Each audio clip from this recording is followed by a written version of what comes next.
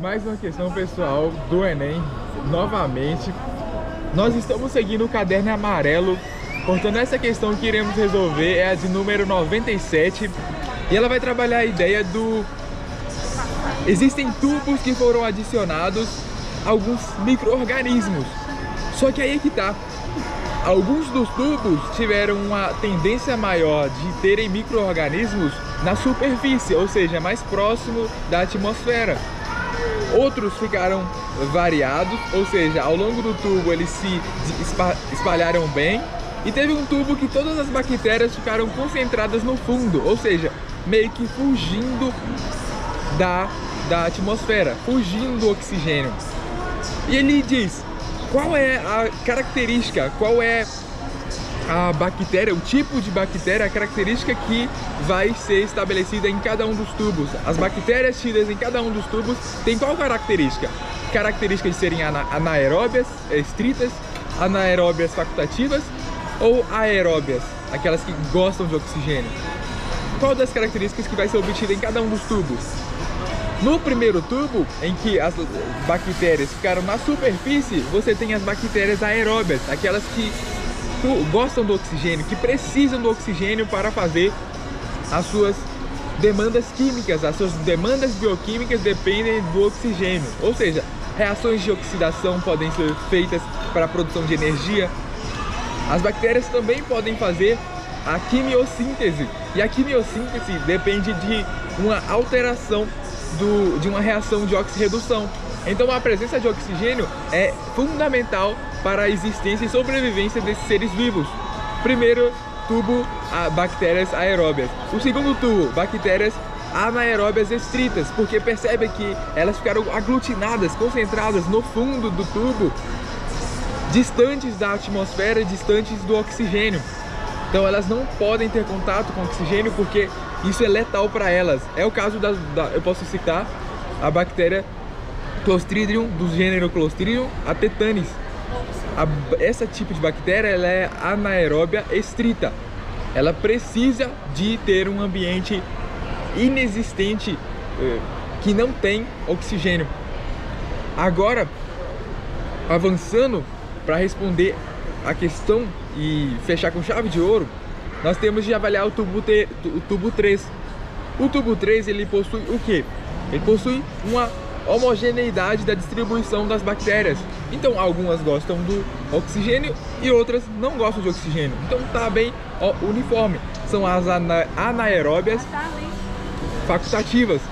Elas se dão bem com a presença de oxigênio, podem fazer as suas sínteses orgânicas, as suas sínteses inorgânicas internas, sim, mas também elas não dependem daquele meio, não dependem da existência de oxigênio para sobreviverem. Então elas são anaeróbias facultativas. Pronto. Então o gabarito da nossa questão é a letra E. Porque ó, aeróbio estrito, o primeiro tubo, o segundo tubo. Na verdade é a letra D. Na verdade é a letra C. Aeróbio estrito, anaeróbio estrito e anaeróbio facultativo. Então a nossa alternativa correta no caderno amarelo é a alternativa de letra C. Mas temos mais elementos para serem abordados a partir dessa questão. Primeiro, as espécies os tipos das águas determinados pela normativa brasileira de regulamentação, ABNT, Associação de Normas Técnicas Brasileira, vai determinar alguns tipos de água e a depender do tipo de água, um tipo específico de tratamento para aquela água. Temos a classificação do tipo A, do tipo B, do tipo C e do tipo D.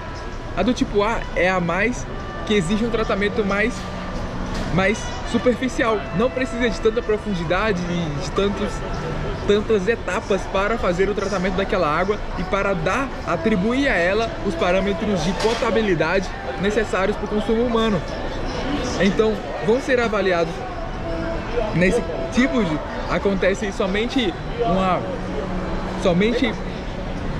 a desinfecção e a correção do pH. Somente essas duas etapas. Não há de se falar em coagulação. Já as águas do tipo B, elas precisam de ter o tratamento de coagulação. Coagulação depende de quê? Depende de algumas moléculas que vão ter a característica catiônica e elas vão fazer, ou seja, ter a presença de carga positiva e aglutinar as partículas, formando coágulos mesmo naquela solução aquosa, a fim de no futuro existir a decantação ou a floculação e a retirada dessas partículas. Geralmente se é utilizado como agentes químicos coagulantes o sulfato de alumínio, é um dos fundamentais, o cloreto férrico e também o cloreto de polialumínio. São esses três compostos que são utilizados para coagulação, na etapa de coagulação.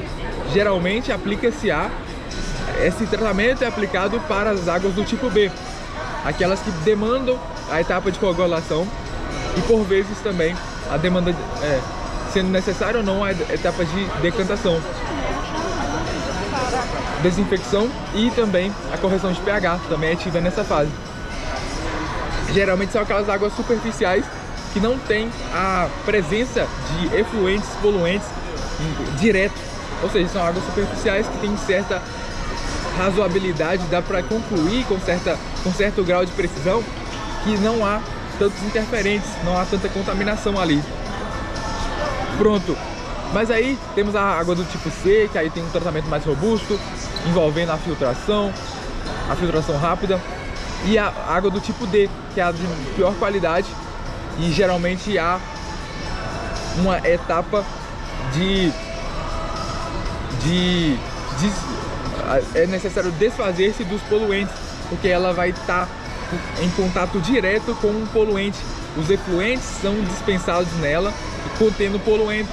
Portanto, é necessário ter um tratamento mais robusto, envolvendo uma etapa complementar, por vezes uma etapa complementar a esse ciclo de coagulação, floculação, decantação, filtração, desinfecção, correção de pH, cloração, fluoretação e ainda uma etapa complementar. 9 etapas são necessárias nas águas do tipo B. Então elas têm um rigor maior e um gasto financeiro maior para serem tratadas. Temos alguns parâmetros também que envolvem os parâmetros físicos, parâmetros químicos e parâmetros biológicos para avaliar a qualidade das águas. Porque eu falei sobre essas espécies de qualidade da água, mas eu falei as espécies de tratamento, como é feito o tratamento. Mas como vamos classificar? Como a legislação vai dizer, essa é a água classificada como tipo A, essa é a água classificada como tipo B? Ela vai avaliar alguns parâmetros. Temos 3 parâmetros fundamentais: os químicos, os biológicos e os físicos. Os parâmetros físicos eu posso citar como exemplo a turbidez, a cor, o cheiro. Lembrando que a turbidez é o grau de espalhamento das partículas. Quanto mais partículas espalhadas e suspensas não solúveis, aqueles sólidos insolúveis, você vai ter dificuldade para a transmissão da luz. A luz vai refletir de forma difusa, então vai ter uma certa turbidez. Turbidez vai ficar mais embaçada aquela água. Ela não vai ficar translúcida, ela não vai ficar transparente. Então, para avaliar esse padrão, o índice de turbidez é definido pela escala nefelométrica.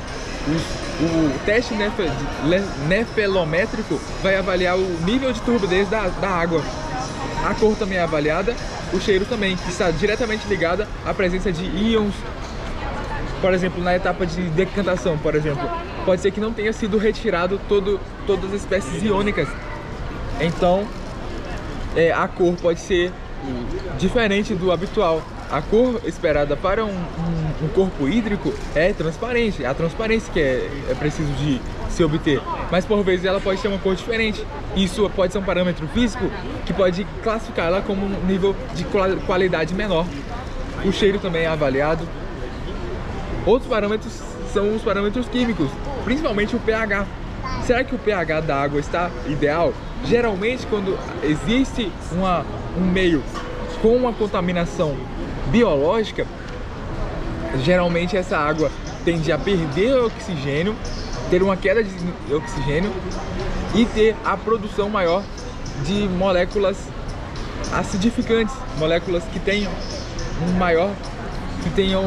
vão fazer com que o meio fique mais ácido. Então, moléculas que vão propiciar a redução do pH daquele meio. Também temos de avaliar não só o pH, que é a quantidade de hidrogênio livre no meio. Geralmente as águas muito ácidas, elas têm a tendência de corroer a tubulação, portanto é ruim. Também as águas muito básicas, contendo dureza alta, por exemplo, com muita presença de cálcio, muita presença de magnésio, podem também precipitar e fazer com que a tubulação, o fluxo de água não seja tão eficaz, ele não seja fluido. A fluidez do fluxo de água vai ser prejudicada com essa obstrução física provocada por essa precipitação desses sais devido a esses compostos que estão na tubulação, esses compostos alcalinos que estão na tubulação. Então não é também legal, portanto temos de manter a correção do pH é necessária. Geralmente se faz com cal, caso esteja ácida, ou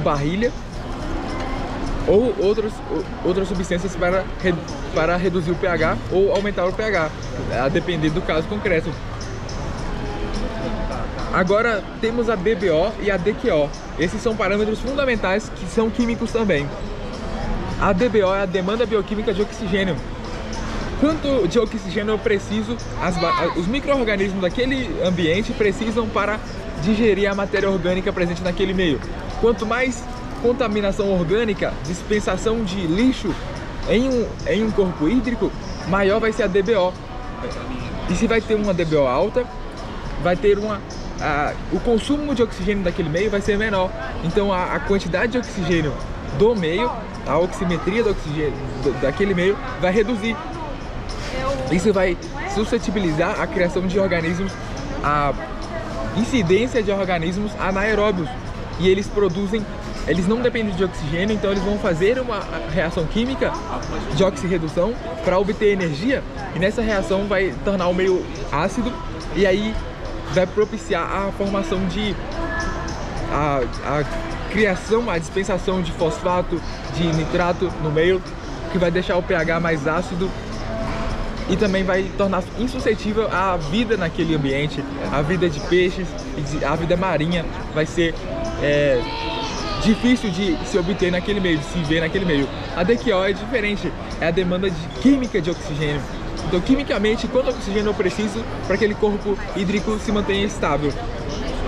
Então, um tem relação direta com o outro, mas eles têm a sua limitação, porque um se envolve com o organismo e outro se envolve com o quanto de oxigênio eu preciso naquele meio. E também temos as características biológicas. Por exemplo, se tem presença de organismos termoestáveis na verdade, micro-organismos termófilos, por exemplo, a Escherichia coli, a salmonela. Lembrando que os tratamentos fundamentais, os tratamentos basilares convencionais da água não vão combater dois tipos de micro-organismos, que é a Cryptosporidium e também